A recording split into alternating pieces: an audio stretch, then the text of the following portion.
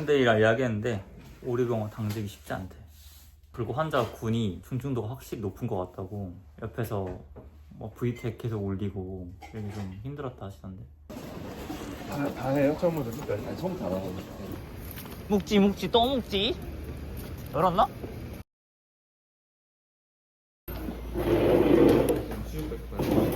백반? 아니 묵은지찌개? 수육 백반 수육? 수육 4개 시킬까? 아 백반 있었구나. 백반 4개 주세요. 1년에 2번 해야 돼. 잘 먹겠습니다. 먹으면 값도 진짜 많아. 선생님 피를 못 보는데 의대를 가고 싶어요 고민 상담하면 뭐라 할 거예요? 그런 사람 없어. 피 못 보는 사람 없어. 어? 피 못 보는 사람은 아, 그럼 있잖아 목이 실신 평가를 해봐야 돼. 이래저래 실습 볼때 해부 실습할 때 좀 이렇게 그런 이상한 반응 보이는 게 있어요. 내 동기 아, 동기 한 명이 어. 만약에 그럼 어떻게 자기가 만약에 피 보면 너무 막 어지럽대. 근데 의대를 가고 싶대. 나도 피 보면 어지러워. 근데 피 보면 어지럽다고? 응급실도 근무하고 ICU도 근무하면 피 보면 어지럽다고? 섭는 거지. 아 뭘 어지러워. 미친 개마냥 밟읍시다. 선생님 어지러운 거 한 번도 본 적 없는데. 오늘은 저는 이제 네프로를 들고요 투석실을 둡니다. 투석하면 쉽지가 않습니다 여러분. 투석하면 쉽지가 않아요. 투석 안 하려면 혈압, 고혈압, 당뇨 관리 잘 하셔야 되고요. 투석을 하게 된다면 일주일에 3회 혈액 투석을 하게 되는데 삶의 질이 조금 힘들어요. 근접성이 좋고 좀 관리를 잘 하는 곳에서 하면 좋겠죠. 어쨌든 내과의 큰 파트 중에 하나가 투석입니다. 투석이 뭐예요? 라고 하면 신장이에요. 신장, 콩팥이 뭐예요? 라고 하면 소변 놓게 하는 거죠. 그게 뭐예요? 라고 하면 체내에 있는 불순물이 혈액을 타고 쭉 들어가서 신장을 통해서 한번 걸러서 나오는데 이 신장에서 우폐물이랑 이런 것들을 걸러서 소변을 배출하잖아요. 이 작용을 해줘야 몸이 건강하게 되는데 콩팥이 안 좋아지면 힘들어요. 토할 것 같고 혈압도 안 되고 수술도 안 되고 그러니까 그런 거를 조절하는 오늘 하루는 체내의 물을 몇 리터를 뺄까 얼마나 맞출까 그거를 하는 게 신장내과 네프롤로지스트인데 저는 거기서 좀 배우고 있는 거죠.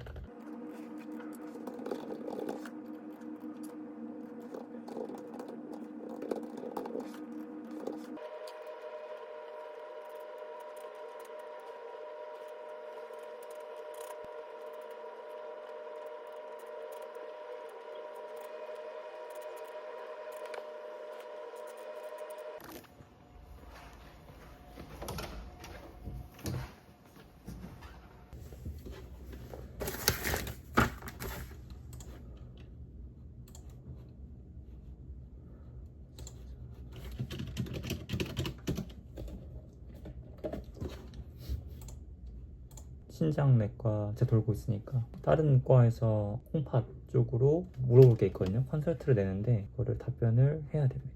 제가 먼저 답변을 적으면 임시로 적으면 신장내과 과장님이 확인하고 다시 이제 정정하고 피드백 해주시고요. 3년차가 보통 이런 일을 하고요. 1, 2년차는 하지 않습니다.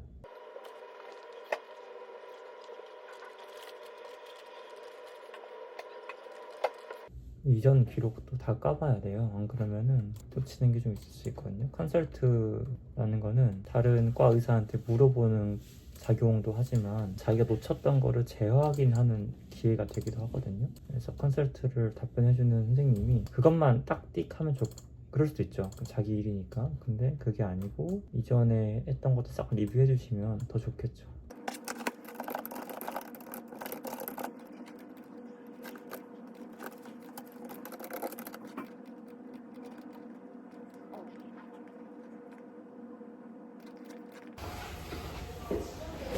안녕하세요.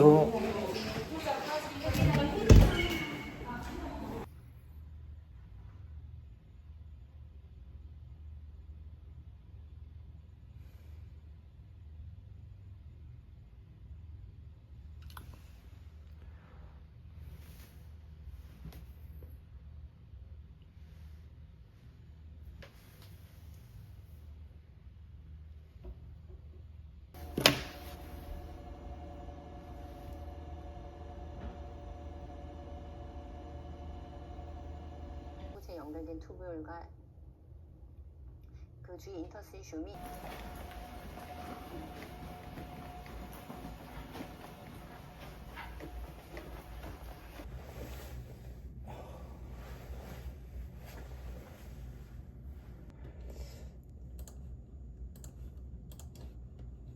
오늘도 이제 의뢰받은 환자들 좀 봅니다. 콩팥이 안 좋으면 별의별 일 다 생겨나요. 칼슘도 문제가 되고, 인도 문제가 되고, 바이타민 D도 문제가 되고, 소변도 안 나오는 게 문제가 되고, 되게 콩팥이라는 게 진짜 조그맣잖아요. 한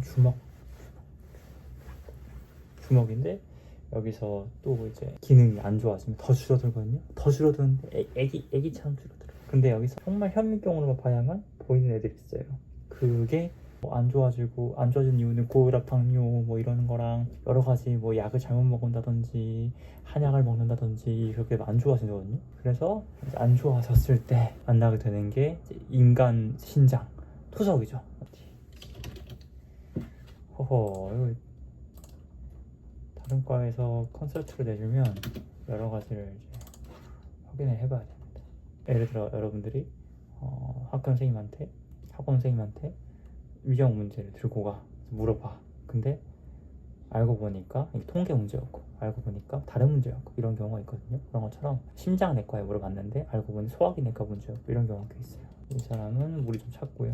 그런 거를 근데 이제 내과 의사들은 이것저것 보지만 간혹 이제 수술하시는 일부 과들이 자기는 수술만 하면 된다 라고 하면서 내과적 케어를 그냥 오도만 긁고 그냥 보내는 경우가 있어요. 내과 알아서 다 해주세요, 케어. 난 수술만 할 거야. 나는 서전이니까. 무책임한 발언인데 또 한편으로는 뭐 이해도 돼요. 뭐 그런 사람이 있을 수도 있겠죠. 근데 앞으로 내과 의사가 점점 줄어들 거잖아요. 그리고 내과 의사들도 수술만 하는 병원에, 그걸 이제 척관이나 이런 병원이라고 하는데, 그런 병원에 취직하는 내과 의사들이 사실 점점 줄어들 거거든요. 그러니까 내과 의사 가뜩이나 줄어드는데, 들어오는 내과 의사들은 대부분 종합병원에 일하고 싶거나, 아니면은 뭐 그냥 보조가 필요하거나, 아니면은 뭐 그런 사람들이 내시경을 한다거나 이런 사람들인데, 척관에 들어가는 내과 의사가 많아질까? 그래서 서전들도 이제 수련 과정에서 내과적 케어를 아예 모르면 조금 문제가 되죠. 중요한 거는 아는 게 중요하다. 근데 아예 모른다. 그러면 그럼 내과 의사의 가치가 올라갈 텐데, 내과 의사의 가치가 올라갈 일은 뭐 그렇게 많지 않을 것 같습니다. 내과 의사의 가치가 오르지 않는데 왜 당신 들어왔나요? 라고 하면은 미래 좋다고 일해야 됩니까? 낭만이란 게 있잖아요.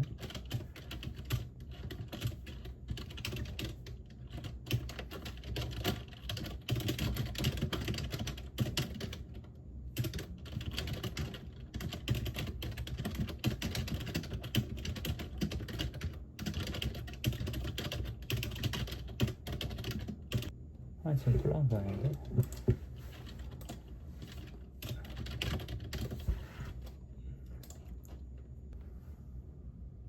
챗GPT 통해서 일을 한 번씩 하고 조금 보는데 많이 틀립니다. 많이 틀리고, 실제로 내과 문제를 저한테 입력했을 때 제가 입력한 문제들의 정답률은 한 50% 정도, 반반 돼요. 반반. 객관식으로 냈는데도 반반밖에 안 돼요. 어떤 문제를 풀거나 아니면 해결한다거나 이런 거는 되진 않고, 의사가 어떤 거를 고려할 때, 가능성을 고려할 때 여러 가지 질병 있잖아요. 가능성이 높은 질병부터 낮은 질병까지 있는데, 여기서 탁탁 알려주는 그 도움이 좀 되고요. 그걸 가지고 이제 의사가 임상적인 적용을 하는 데는 도움이 되는데요. 이 챗GPT만 믿고 치료하기에는 좀 어려운 거죠. 그러니까 이제 종합병원에서 혼자 일하는 의사들이나 누구한테 뭐 물어볼 수가 없는 상황일 때, 그럴 때 챗GPT를 활용해서 조금 DDX를 하고 또 다른 스페셜리스트한테 물어보면 조금 더 낫겠죠. 그런 용도로 쓰는 것 같아요. 그런 의미에서 보면 일이 많이 줄어들 거고, 실제로 우리나라도 AI나 원격 진료나 이런 게 확대될 예정이니까. 그렇습니다.